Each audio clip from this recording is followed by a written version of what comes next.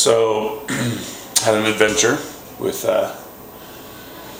preparing tobacco, with cutting up tobacco. You guys might remember a few weeks ago, I mentioned some rope tobacco I have and how I was grinding it, and I ground some.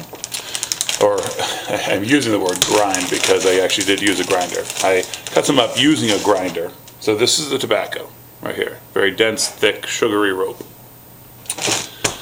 And so I went ahead and I used a grinder, a coffee grinder, a blade grinder. And it came up perfectly, these little ribbons.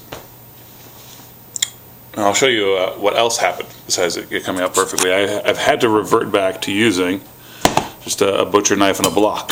So this is what I prepared yesterday from it. You can see it's still relatively coarse. Couldn't do the fine ribbon because of what I did to my grinder. So let me walk into the kitchen. This was my coffee grinder. This bad boy. Oh, this little baby squeaking. So I cut it up into little cubes, into smaller cubes, and threw the tobacco in there. And as soon as I pulled it out, I knew I was in trouble because that blade, just running one batch through, probably about 4 ounces total. That blade was twice as thick at the beginning as it was at the end. So I really the tobacco itself burned out a bunch of the metal and burned out the engine. And so I'm smoking this tobacco, and I mean there's some of the metal from this blade in that tobacco.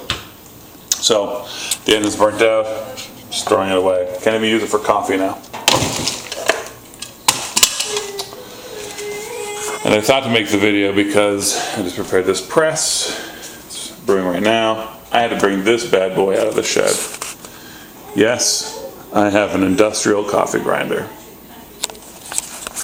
So, if anyone has 20 pounds of coffee they need ground, just send it on over to me. It'll be fine.